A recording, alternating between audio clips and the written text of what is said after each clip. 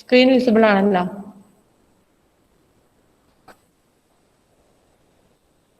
അല്ലേ?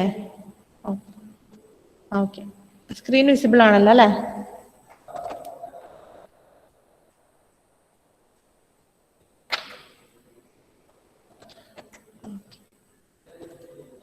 ഇനി നമുക്ക് പഠിക്കാനുള്ള ടോപ്പിക് എന്ന് പറയുന്നത് സസ്റ്റൈനബിൾ അർബനൈസേഷൻ ആണ് കേട്ടോ. Sustainable urbanisation. അർബൻ ഏരിയ എന്ന് പറഞ്ഞാൽ അറിയില്ല, റൂറൽ ഏരിയ, അർബൻ ഏരിയ എന്നൊക്കെ പറഞ്ഞാൽ. റൂറൽ എന്ന് പറഞ്ഞാൽ നമ്മൾ ലോക്കൽ ആയിട്ടുള്ള ഒരു ഗ്രാമപ്രദേശങ്ങളിലൊക്കെ, അർബൻ എന്ന് പറയുന്നത് നഗരപ്രദേശങ്ങൾ.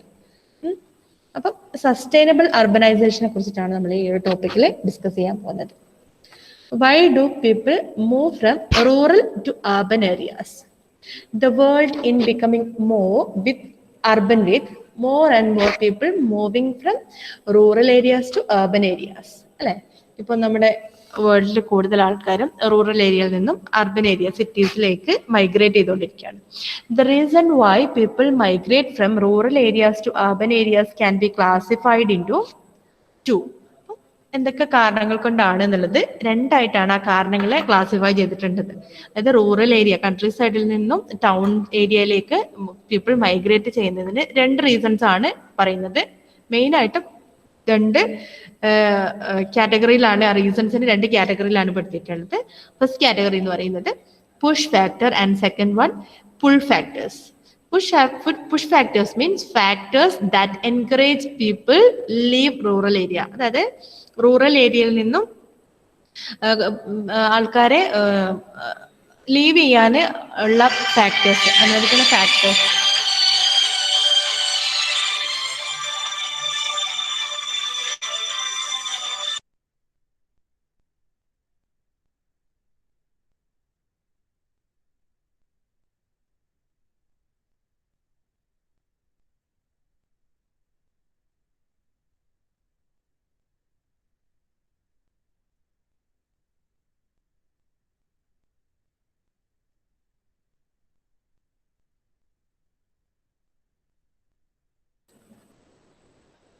Sorry, okay. ടു ഫാക്ടേഴ്സ് ആണ് അല്ലെ. ഇപ്പം അർബൻ ഏരിയയിൽ, റൂറൽ ഏരിയയിൽ നിന്നും അർബൻ ഏരിയയിലേക്ക് മൈഗ്രേറ്റ് ചെയ്യുന്നതിന് ഫാക്ടേഴ്സിന് ടു ആയിട്ടാണ് ഡിവൈഡ് ചെയ്തിട്ടുള്ളത്. ഫസ്റ്റ് ഫാക്ടർ എന്ന് പറയുന്നത് push factor and second one is pull factor. Push factor എന്ന് പറയുന്നതിന്, അതായത് റൂറൽ ഏരിയയിൽ നിന്നും അർബൻ ഏരിയയിലേക്ക് ഒരാൾ മൈഗ്രേറ്റ് ചെയ്തു പോകുന്നതിന് എന്തെങ്കിലും ഒരു പുഷ് ചെയ്യുമല്ലോ, എന്തെങ്കിലും ഒരു നെഗറ്റീവ് റീസൺ ഉണ്ടായിട്ട് ആള് പോകുന്നതാണെങ്കിൽ, അങ്ങനെയുള്ള ഫാക്ടേഴ്സിന്, അതായത് നിർബന്ധിക്കപ്പെട്ടിട്ടും പോകുന്നതാണെങ്കിൽ, അതായത് റൂറൽ ഏരിയയിൽ നിന്നും അർബൻ ഏരിയയിലേക്ക് നിർബന്ധിക്കപ്പെട്ടിട്ട് പോകുന്നതാണെങ്കിൽ അത്തരം ഫാക്ടേഴ്സിനെയാണ് നമ്മൾ പുഷ് ഫാക്ടേഴ്സ് എന്ന് പറയുന്നത്. Pull factors means positive reasons, factors that attractive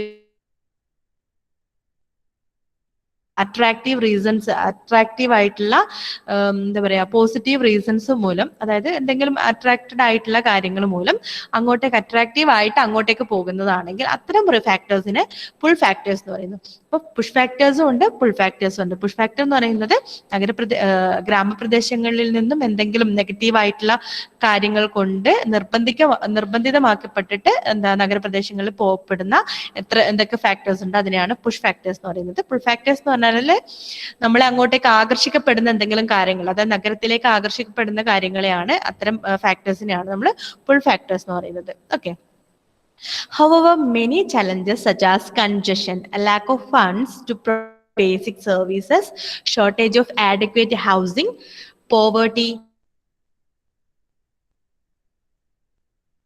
ഡിറ്ററിയോറേറ്റിംഗ് environment എന്ന് പറയുന്നത്, ഇപ്പൊ എൻവയോൺമെന്റിൽ എന്തെങ്കിലും ഒരു, നമ്മുടെ എൻവയോൺമെന്റുമായി ബന്ധപ്പെട്ട എന്തെങ്കിലും ഒരു അപജയം മൂലം, അതാണ് കേട്ടോ ഡിറ്ററിയോറേറ്റിംഗ് എൻവയോൺമെന്റ് എന്ന് പറയുന്നത്.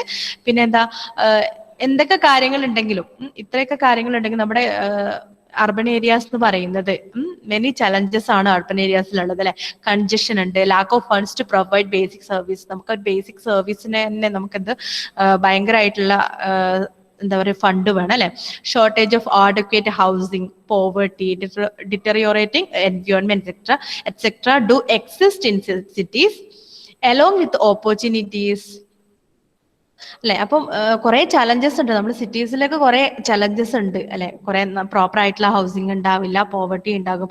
അതായത് ഒരു മിഡിൽ ക്ലാസ് ഫാമിലിയിലുള്ള ഒരാള് അർബൻ ഏരിയസിലേക്ക് പോയിട്ടുണ്ടെങ്കിൽ അവിടെ എന്താ ഓവർകം ചെയ്യാന്ന്, സർവൈവ് ചെയ്യാന്ന് പറയുന്നത് കുറച്ച് ബുദ്ധിമുട്ടുള്ള കാര്യമാണ് അല്ലെ? അങ്ങനെ ഉണ്ടെങ്കിൽ പോലും എന്താ അവിടെ ഭയങ്കരമായിട്ടുള്ള ബെറ്റർ ആയിട്ടുള്ള ഓപ്പർച്യൂണിറ്റീസും ഉണ്ട് അല്ലെ? ബെറ്റർ ഓപ്പർച്യൂണിറ്റീസ് എന്ന് പറഞ്ഞാൽ job opportunities, better transportation facilities, education, hospital facilities ഒക്കെ അർബൻ ഏരിയസിൽ കൂടുതലാണ്. Okay. This necessitates the policymakers to develop an integrated strategy for making cities thriving centers for sustainable development and innovation. ഇപ്പോൾ ഉള്ള cities എന്ന് പറയുന്നത് sustainable ആയിട്ടുള്ള ഒരു development അല്ല നമുക്ക് സിറ്റീസ് അല്ലെങ്കിൽ അർബനിൽ കാണാൻ പോകുന്നത് അല്ലെ? പക്ഷെ അവിടെ എന്ത് വേണം? ഒരു സസ്റ്റൈനബിൾ ആയിട്ടുള്ള ഒരു ഡെവലപ്മെന്റ് അവിടെ അത്യാവശ്യമാണ്. It is somehow surprising that it is only recently that cities and the urbanization process started to be looked at through a sustainability lens. ഇപ്പോഴാണ് പണ്ടൊന്നും അങ്ങനെ ഉണ്ടായില്ല. ഇപ്പോഴാണ് കുറച്ചും കൂടി എന്തുണ്ടാകുന്നത്, സസ്റ്റൈനബിൾ ആയിട്ടുള്ള ഒരു ഫോക്കസ് നമുക്ക് ഇപ്പോഴാണ് അതായത് സിറ്റി സസ്റ്റൈനബിൾ ആക്കുക എന്നുള്ളത്, സസ്റ്റൈനബിൾ സിറ്റീസ് കൊണ്ടുവരിക എന്നുള്ളതൊക്കെ ഇപ്പോഴാണ് എന്താ വരുന്നത്, അതിനെക്കുറിച്ചൊക്കെ ആൾക്കാർ ചിന്തിക്കാൻ തുടങ്ങുന്നത്. Thus the evolution of the concept of urban sustainability is based on 4 pillars, namely urban സസ്റ്റൈനബിലിറ്റിക്ക് 4 പില്ലേഴ്സ് ആണുള്ളത്. എക്കണോമിക് ഡെവലപ്മെന്റ്, സോഷ്യൽ ഡെവലപ്മെന്റ്, എൻവയോൺമെന്റൽ management and effective urban governance. Okay. അപ്പൊ 4 പില്ലേഴ്സ് ആണ് അർബൻ സസ്റ്റൈനബിലിറ്റിക്ക് ഉള്ളത്. എക്കണോമിക് ഡെവലപ്മെന്റ്, അത് എക്കണോമിക്കും സോഷ്യലും എൻവയോൺമെന്റും നമ്മുടെ സാധാരണ സസ്റ്റൈനബിലിറ്റിക്ക് ഉള്ള അതേ പില്ലേഴ്സ് ആണ്. കൂടാതെ ഇതിന്റെ അഡീഷൻ ആയിട്ട് നമുക്ക് എന്തുണ്ട്, urban governance, effective urban governance ഉണ്ട്. ഓക്കെ. അപ്പൊ ഈ അർബൻ സസ്റ്റൈനബിലിറ്റിക്ക് 4 പില്ലേഴ്സ് ആണുള്ളത്. എക്കണോമിക്, സോഷ്യൽ, എൻവയോൺമെന്റൽ and effective urban governance. Okay. Then the table given below illustrates the push factors and pull factors which leads to migration. അപ്പോൾ മൈഗ്രേഷന് നയിക്കുന്ന push ഫാക്ടേഴ്സും pull ഫാക്ടേഴ്സും നോക്കാം. പുഷ് ഫാക്ടേഴ്സ്, എക്കണോമിക്കൽ ആയിട്ടുള്ള പുഷ് ഫാക്ടേഴ്സ് എന്ന് പറയുന്നത് no job അല്ലെ, ജോലിയില്ല, no money, less choices and lots of choices. ഈ ഒരു കോളത്തിലാണ് കേട്ടോ വരേണ്ടത്. അത് പ്രിന്റിംഗ് മിസ്റ്റേക്ക് ആണ്. ലോട്ട്സ് ഓഫ് ചോയ്സസ് എന്ന് പറയുന്നത് ഈ ഒരു സെഷനിലാണ് വരേണ്ടത്. അപ്പം ഇത്രയും ഭാഗങ്ങളാണ് കേട്ടോ. നോ ജോബ്, നോ മണി അല്ലെ. പുഷ് ഫാക്ടർ എന്ന് പറയുന്നത് നോ ജോബ് ഇല്ലാത്തത് കൊണ്ട് ഒരാൾ എന്ത് ചെയ്യുന്നു, ഗ്രാമത്തിൽ നിന്നും നഗരത്തിലേക്ക്, അവിടെ ജോബ് ഓപ്പർച്യൂണിറ്റി കൂടുതലായതുകൊണ്ട് തന്നെ അങ്ങോട്ടേക്ക് പോകാൻ നിർബന്ധിതമാക്കപ്പെടും അല്ലെ. അതൊരു ഫാക്ടറാണ്. ദെൻ പുൾ ഫാക്ടറിൽ വരുന്നത് എക്കണോമിക് ആയിട്ടുള്ള മോർ ജോബ് ഓപ്പർച്യൂണിറ്റീസ് അല്ലെ. കൂടുതലായിട്ടുള്ള ജോബ് ഓപ്പർച്യൂണിറ്റീസ് ഉണ്ടാവുമ്പോൾ അങ്ങോട്ടേക്ക് അട്രാക്റ്റീവ് ആയിട്ട് അങ്ങോട്ടേക്ക് പോകാനുള്ള ചാൻസ് ഉണ്ട്. ദെൻ നോ മണി, പൈസയൊക്കെ നമ്മുടെ ഇവിടെയൊക്കെ ജോലി എടുത്താലൊക്കെ വളരെ സാലറി ഒക്കെ കുറവായതുകൊണ്ട് തന്നെ അല്ലെ, ഗ്രാമപ്രദേശങ്ങളിലൊക്കെ കൂലിയൊക്കെ കുറവായതുകൊണ്ട് തന്നെ അവിടെ ആവുമ്പോൾ നല്ല മണി, കൂടുതലായിട്ടുള്ള മണി കിട്ടാൻ ചാൻസ് ഉണ്ട്. ദെൻ ലെസ് ചോയ്സസ്, കുറച്ച് ചോയ്സ് മാത്രമേ നമുക്ക് ഒരു ഗ്രാമപ്രദേശങ്ങളിൽ കാണാൻ പറ്റുള്ളൂ. പക്ഷെ അവിടെയാണെങ്കിൽ എന്ത് കാണാൻ പറ്റും, നമ്മുടെ അർബൻ ഏരിയാസിലാണെങ്കിൽ കൂടുതലായിട്ടുള്ള ചോയ്സസ് ഉണ്ട്. ജോബ്സിനായാലും എന്തായാലും കൂടുതലായിട്ടുള്ള ചോയ്സസ് ഉണ്ട് നമുക്ക് ഏത് കാര്യത്തിലായാലും. ദെൻ പിന്നെന്താ, എല്ലാത്തിനും കുറച്ച് പ്രൈസിൽ നമുക്ക് കിട്ടും. ലോ പ്രൈസ് ആണ് അല്ലെ അർബൻ ഏരിയാസിൽ. അതായത് നമ്മുടെ ഗ്രാമത്തിലേക്ക് ഒരു സാധനം എത്തിച്ചു കൊടുക്കാൻ കുറച്ച് ട്രാൻസ്പോർട്ടേഷന്റെ ഒക്കെ കാര്യങ്ങളൊക്കെ കൂടുതലായിട്ടുള്ള ചെലവുകൾ വരും. പക്ഷെ അവിടെ ആകുമ്പോൾ അത് കുറച്ച് പൈസ കൊണ്ട് നമുക്ക് നമ്മുടെ ഇതൊക്കെ ചെയ്യാൻ വേണ്ടി പറ്റും. ദെൻ സോഷ്യൽ ആയിട്ടുള്ള പുഷ് ഫാക്ടേഴ്സ് എന്ന് പറയുന്നത് പുവർ എഡ്യൂക്കേഷൻ ആണ്. പുൾ ഫാക്ടർ അതിന്റെ ഓപ്പോസിറ്റ് ആയിട്ട് പുൾ ഫാക്ടർ എന്ന് പറയുമ്പോൾ ഗുഡ് എഡ്യൂക്കേഷൻ ആണ്. പുവർ ഹെൽത്ത് കെയർ ആണ്, ഗുഡ് ഹെൽത്ത് കെയർ ആണ്. Then unemployment, good facilities, no social security. നമുക്ക് പുഷ് ഫാക്ടർ ആയിട്ട് പറയാം അല്ലെ. ഒരു അർബൻ ഏരിയയിലേക്ക് നിർബന്ധിക്കപ്പെട്ട് പലായനം ചെയ്യാൻ ഒരു നോ സോഷ്യൽ സെക്യൂരിറ്റീസ് ഒക്കെ കുറവായിരിക്കും, അതുകൊണ്ടാണ്. ദെൻ എൻവയോൺമെന്റൽ ഫാക്ടേഴ്സ് എന്ന് പറയുന്നത് എക്സ്ട്രീം വെതർ ആയിരിക്കും. നാച്ചുറൽ ഡിസാസ്റ്റേഴ്സ് ഉണ്ടാകാനുള്ള ചാൻസ് ഉണ്ട്. നമ്മുടെ റൂറൽ ഏരിയാസിൽ നാച്ചുറൽ ഡിസാസ്റ്റേഴ്സ് ഒക്കെ ഉണ്ടാകാനുള്ള ഇടയുണ്ട്. പൊല്യൂഷൻ, ഇതൊക്കെയാണ് എൻവയോൺമെന്റൽ ആയിട്ടുള്ള പുഷ് ഫാക്ടേഴ്സ് എന്ന് പറയുന്നത്. ദെൻ എൻവയോൺമെന്റൽ ആയിട്ട് പുൾ ഫാക്ടേഴ്സ് എന്ന് പറയുന്നത് ഫൈൻ വെതർ ആയിരിക്കും. അതായത് എക്സ്ട്രീം വെതർ എന്ന് പറയുന്നത് എന്താ, മഴയാണെങ്കിൽ കൂടുതലായിട്ട് മഴ കിട്ടാനുള്ള ചാൻസ് ഉണ്ട് അല്ലെ. വെയിലാണെങ്കിൽ കൂടുതലായിട്ടുള്ള വെയിൽ, അങ്ങനെയൊക്കെയുള്ള എക്സ്ട്രീം ആയിട്ടുള്ള വെതർ കണ്ടീഷൻ ആയിരിക്കും. പക്ഷെ നമ്മുടെ ഒരു അർബൻ ഏരിയാസിലൊക്കെ ഉള്ള കാര്യം എന്താ, ഫൈൻ ആയിട്ടുള്ള വെതർ ആയിരിക്കും. എപ്പോഴും ഒരു മോഡറേറ്റ് ആയിട്ടുള്ള വെതർ കണ്ടീഷൻ ആയിരിക്കും. ദെൻ ലോ നാച്ചുറൽ ഡിസാസ്റ്റേഴ്സ് കുറവായിരിക്കും. അല്ലെ. ഇവിടെ നമ്മുടെ എർത്ത് ക്വേക്ക്, ഫ്ലഡ് ഒക്കെ പോലെയുള്ള കാര്യങ്ങളൊക്കെ നമ്മുടെ റൂറൽ ഏരിയാസിലൊക്കെ കൂടുതലായിരിക്കും. പക്ഷെ അർബൻ ഏരിയാസ് എന്നാണ് പറയുന്നത്. കമ്പയർ ചെയ്തിട്ട് നിങ്ങൾ അങ്ങനെ നോക്കുക കേട്ടോ. Low natural disasters, then nice environment, clean water, then political ആയിട്ടുള്ള പുഷ് ഫാക്ടേഴ്സ് എന്ന് പറയുന്നത് war and tyrannical corruption, then political pull factors എന്ന് പറയുന്നത് good government, less corruption. Okay. Then, the following principles have to be practiced to develop an integrated strategy for making existing urban areas thriving centers of sustainable development and innovations. അപ്പോൾ എന്തൊക്കെ principles ആണ് ഒരു sustainable urban develop ചെയ്യണമെങ്കിൽ എന്തൊക്കെ principles ആണ് വേണ്ടത് നോക്കാം. Minimization of material input which enter into production and consumption in urban areas. അപ്പൊ നമ്മൾ 3 പ്രിൻസിപ്പിൾസ് എന്തായാലും ഫോക്കസ് ചെയ്യണം. നമ്മളൊരു അർബൻ ഏരിയ കൺസ്ട്രക്ട് ചെയ്യുന്ന സമയത്ത്, ഒരു അർബൻ സസ്റ്റൈനബിൾ ആയിട്ടുള്ള ഒരു അർബൻ ഏരിയ കൺസ്ട്രക്ട് ചെയ്യുന്ന സമയത്ത് എന്തൊക്കെ പ്രിൻസിപ്പിൾസ് ആണ് നോക്കേണ്ടത് എന്നുള്ളത്. Minimization of material input which enter into production and consumption. അപ്പോൾ നമ്മളിപ്പോ ഒരു അർബൻ ഏരിയാസിലുള്ള മെറ്റീരിയൽസ് ആണെങ്കിലും അതിന്റെ എനർജി കൺസംഷൻ ആണെങ്കിലും അതൊന്ന് റെഡ്യൂസ് ചെയ്യാന്നുള്ളതാണ് അതിന്റെ meaning. Okay. Then maximization of percentage of reused and recycled material in urban areas. പിന്നെ എന്ത് ചെയ്യുക, അവിടെ യൂസ് ചെയ്യുന്ന മെറ്റീരിയൽസ് റീസൈക്കിൾഡ് ആൻഡ് റീയൂസ്ഡ് ആയിട്ടുള്ള മെറ്റീരിയൽസ് നമ്മൾ യൂസ് ചെയ്യുക എന്നുള്ളത്. Then minimization of pollution and waste discharges from urban areas into nature. അപ്പം വേസ്റ്റ് നേച്ചറിലേക്ക് വേസ്റ്റ് ഡിസ്പോസ് ചെയ്യുന്നതൊക്കെ എന്ത് ചെയ്യുക, മിനിമൈസ് ചെയ്യുക എന്നുള്ളത്. അപ്പൊ ഇത്രയും പ്രിൻസിപ്പിൾസ് ആണ് നമ്മൾ ഒരു അർബൻ ഏരിയ ഡെവലപ്പ് ചെയ്യുമ്പോൾ, സസ്റ്റൈനബിൾ ആയിട്ടുള്ള ഒരു അർബൻ ഏരിയ ഡെവലപ്പ് ചെയ്യുന്ന സമയത്ത് നമ്മൾ ശ്രദ്ധിക്കേണ്ടത്. ഓക്കെ, ഫോളോ ചെയ്യേണ്ട principles. Okay. Then given below are some of the measures to be practiced for making existing urban areas move towards the goal of sustainable urbanization. ഇപ്പൊ exist ചെയ്യുന്ന urban ഏരിയാസിനെ ഒരു sustainable അർബനൈസേഷനിലേക്ക് കൊണ്ടുപോകുമ്പോൾ നമ്മൾ എന്തൊക്കെ കാര്യങ്ങൾ ശ്രദ്ധിക്കണം എന്നുള്ളത്. Okay. Industries existing and upcoming should switch to clean and renewable energies as possible, thus managing the existing resources in a more efficient manner. എന്ത് ചെയ്യാം, എനർജി എഫിഷ്യൻസി വർദ്ധിപ്പിക്കുക എന്നുള്ളത്. ഓക്കെ.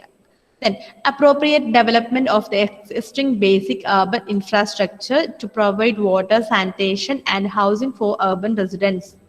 എന്ത് ചെയ്യാം, ഒരു ബേസിക് ആയിട്ടുള്ള ഇൻഫ്രാസ്ട്രക്ചർ ഒക്കെ എൻഷുർ ചെയ്യാന്നുള്ളത്. അതായത് ഇപ്പം വാട്ടർ ആയാലും സാനിറ്റേഷൻ ആയാലും അങ്ങനെയുള്ള കാര്യങ്ങളൊക്കെ സിറ്റീസിൽ അല്ലെ നമുക്ക് കുറവാണ് അല്ലെ. വാട്ടറിന്റെ എഫിഷ്യൻസി, അതിന്റെ അവൈലബിലിറ്റി അതൊക്കെ കുറവാണ്.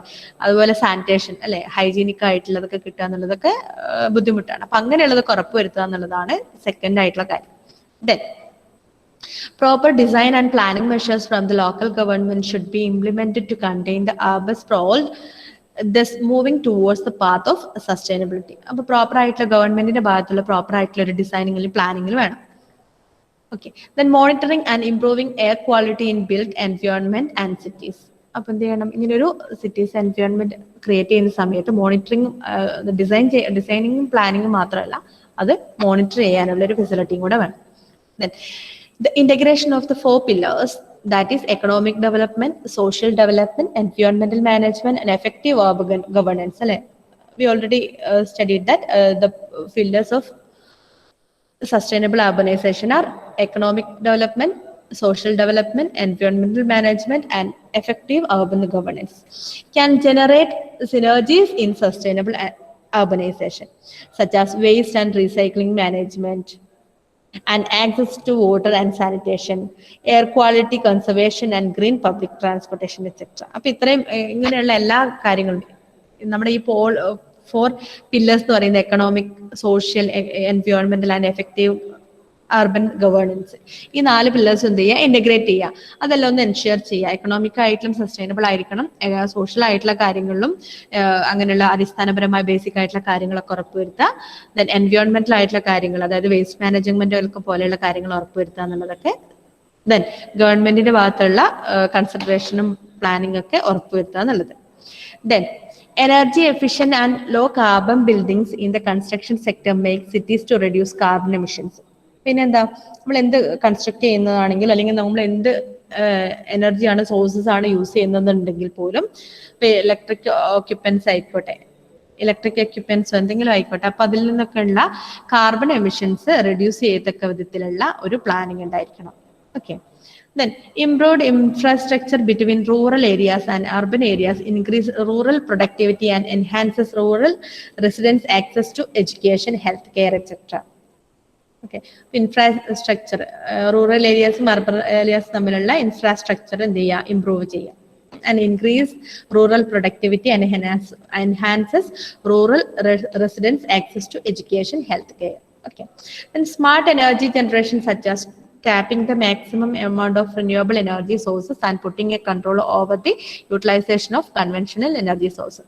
കൂടുതലായിട്ടുള്ള റിന്യൂവബിൾ എനർജി സോഴ്സസ് യൂസ് ചെയ്യുക, അതായത് non conventional energy sources use ചെയ്യുക. നോൺ റിന്യൂവബിൾ പോലെയുള്ള, അതായത് കൺവെൻഷണൽ എനർജി സോഴ്സസിന്റെ ഉപയോഗം കുറച്ചുകൊണ്ട് റിന്യൂവബിൾ എനർജി സോഴ്സസിന്റെ ഉപയോഗം കൂട്ടുക എന്നുള്ളത്.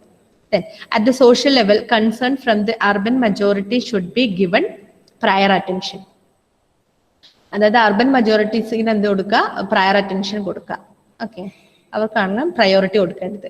Then, huge investment is required to attain the goal of urban sustainability, as investment is the catalyst required for the same. And huge investment is required to attain the goal of urban sustainability, as investment is the catalyst required for the same. അല്ലെ, ഒരു urban sustainability maintain ചെയ്യാന്നുള്ളത് കൊണ്ട് എന്താ ഒരു വലിയൊരു എന്താ പറയുക, നമുക്കൊരു ഇൻവെസ്റ്റ്മെന്റ് ആദ്യം എന്ത് ചെയ്യണം, ആദ്യം തന്നെ ഒരു ഇൻവെസ്റ്റ്മെന്റ് ഫണ്ട് എന്ന് പറയുന്നത് ഒരു അത്യാവശ്യമാണ്. Okay, then city transport has to be planned properly. City transport has to be planned properly to reduce carbon emissions. ഇപ്പൊ പബ്ലിക് ട്രാൻസ്പോർട്ടേഷൻസ് ഓരോരുത്തരല്ലേ, സിറ്റീസിലൊക്കെ ഓരോരുത്തരും പ്രൈവറ്റ് ആയിട്ടുള്ള വാഹനങ്ങളാണ് യൂസ് ചെയ്യുന്നത്. പബ്ലിക് ട്രാൻസ്പോർട്ടേഷൻ ഒക്കെ യൂസ് ചെയ്യുന്നത് വഴി നമുക്ക് എന്ത് ചെയ്യാം, കാർബൺ എമിഷൻസ് ഒക്കെ കുറയ്ക്കാനായിട്ട് പറ്റും. Then, practice of sustainable water harvesting and management and water treatment should be promoted. അല്ലെ, ഒരു ഹൈജീനിക് ആയിട്ടുള്ള വാട്ടറിന്റെ അവൈലബിലിറ്റി എൻഷുർ ചെയ്യാം. Then, robust engineering for the sustainable cities in developing countries that cuts across environmental and social boundaries. അപ്പം ഒരു അതിന്റെ construction സമയത്തായാലും നമ്മൾ എന്ത് ചെയ്യുക, ഒരു നല്ലൊരു എഞ്ചിനീയർ, നല്ലൊരു ഡിസൈൻ എന്ത് ചെയ്യുക, ഒരു ബിൽഡിംഗ് കൺസ്ട്രക്ഷൻ സമയത്തായാലും ഒരു നല്ലൊരു പ്രോപ്പർ ആയിട്ടുള്ള ഒരു കൺസ്ട്രക്ഷൻസ് ഫോളോ ചെയ്യുക എന്നുള്ളത്. Urban areas play a key role in sustainable development. Urban areas around the world should find ways and means to accommodate the growing demands to ensure that the social, cultural and environmental needs of their citizens are met. അല്ലെ, അപ്പൊ നമ്മുടെ urban area എന്ന് പറയുന്നത് ഒരു sustainable ഡെവലപ്മെന്റിന്റെ ഒരു main പാർട്ടാണ്. അല്ലെ, main പാർട്ടാണ്. എന്താ വെച്ചാൽ കൂടുതൽ നമ്മുടെ ഒരു majority of the people lives in urban areas. Urban ഏരിയസിലാണ് കൂടുതൽ മെജോറിറ്റി, നമ്മുടെ മജോറിറ്റി കൂടുതൽ ആൾക്കാർ അവിടെയാണ് ഉള്ളത്. അല്ലെ, അപ്പൊ അവിടെ നിന്നുള്ള ഈ മാലിന്യങ്ങളൊക്കെ നമ്മുടെ ഒരു വേൾഡിന്റെ തന്നെ സസ്റ്റൈനബിലിറ്റിനെ തന്നെ ബാധിക്കാനുള്ളതുണ്ട്. അപ്പൊ നമ്മുടെ അർബൻ സസ്റ്റൈനബിലിറ്റി എന്ന് പറയുന്നത് ഒരു one of the major part of the sustainable development. ഒരു വേൾഡിന്റെ അല്ലെങ്കിൽ ഒരു പ്ലാനറ്റിന്റെ സസ്റ്റൈനബിൾ ഡെവലപ്മെന്റിന്റെ വലിയൊരു പാർട്ട് തന്നെയാണിത് അർബൻ സസ്റ്റൈനബിലിറ്റി എന്ന് പറയുന്നത്. Okay, then economic sustainability is understood as the capacity and ability of a practice to be able to put local or regional resources to productive use for the long-term benefits of the community without damaging or depleting the natural resource base on which it depends and without increasing the city's ecological footprint. This implies taking into consideration the full impact of the production cycle.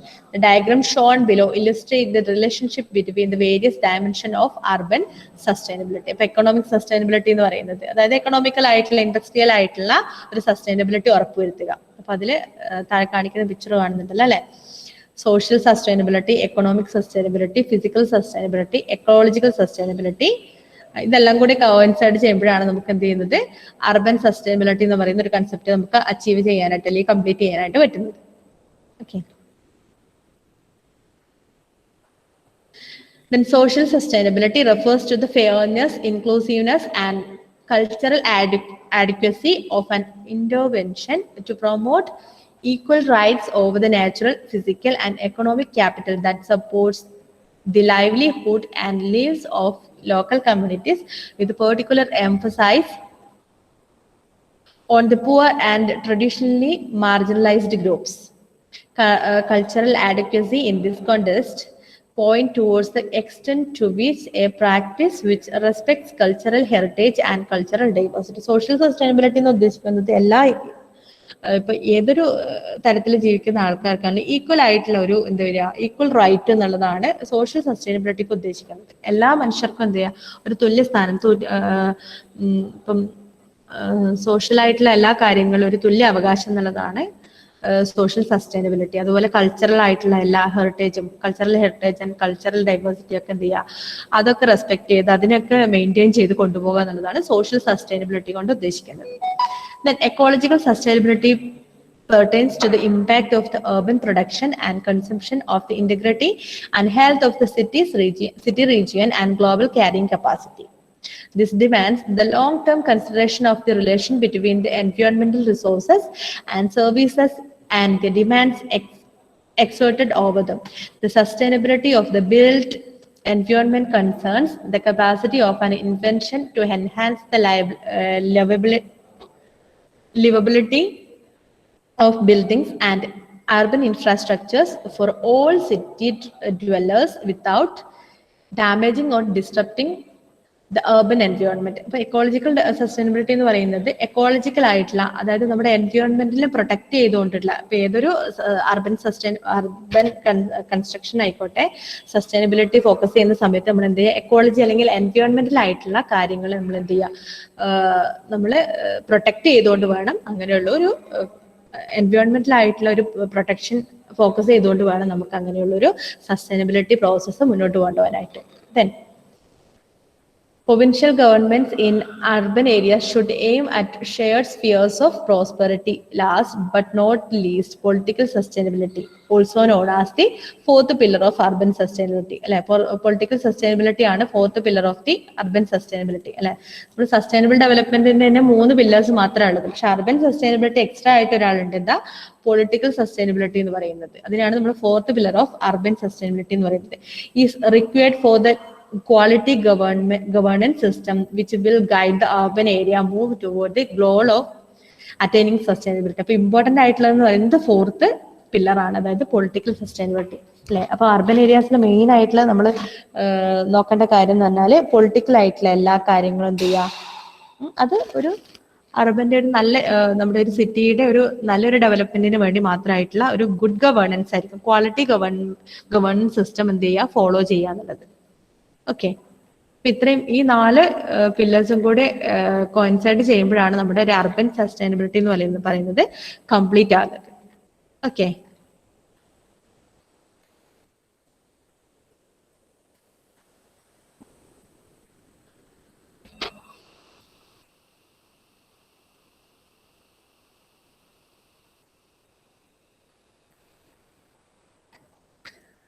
ഇപ്പൊ നമ്മൾ urban sustainable അർബനൈസേഷനെ കുറിച്ചിട്ടാണ് discuss ചെയ്യുന്നത്. Sustainable urbanisation എന്ന് പറയുന്നത്, അപ്പൊ നമ്മൾ ആദ്യം first നോക്കിയിട്ടുള്ളത് എന്തുകൊണ്ടാണ് പീപ്പിൾ റൂറൽ ഏരിയയിൽ നിന്നും അർബൻ ഏരിയയിലേക്ക് മൂവ് ചെയ്യുന്നത്, മൈഗ്രേറ്റ് ചെയ്യുന്നത് എന്നുള്ളതാണ്. അതിന്റെ റീസൺ എന്ന് പറയുന്നത്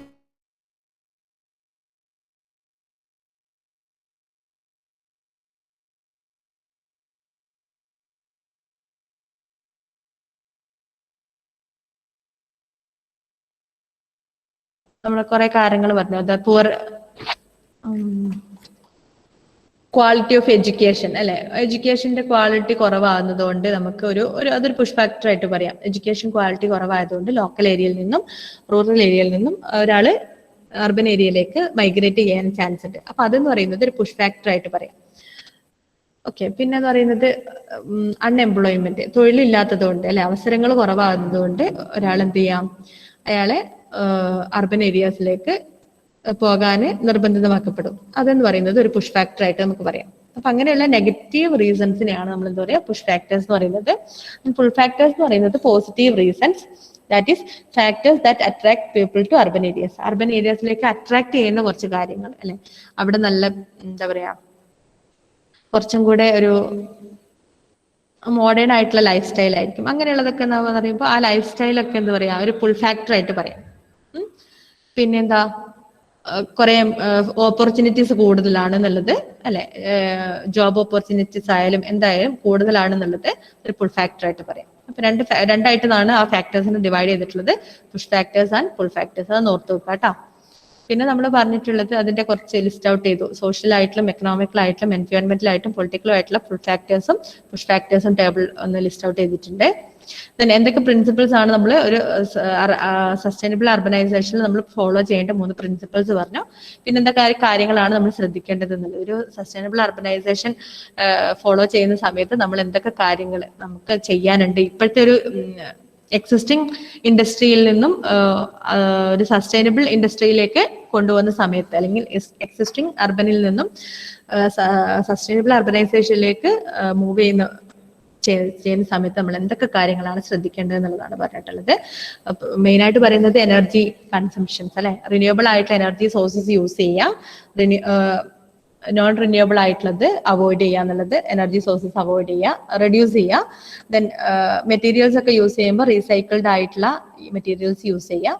പിന്നെ വേസ്റ്റ് പ്രൊഡക്ഷൻ എന്ന് പറയുന്നത് അല്ലെ, എക്സ്റ്റേണൽ വേസ്റ്റ് പ്രൊഡക്ഷൻ എന്ന് പറയുന്നത് മാനേജ് ചെയ്യുക, പ്രോപ്പർ ആയിട്ടുള്ള രീതിയിൽ മാനേജ് ചെയ്യുക എന്നുള്ളത്. അങ്ങനെയുള്ള കുറച്ച് കാര്യങ്ങളാണ് പറഞ്ഞിട്ടുള്ളത്.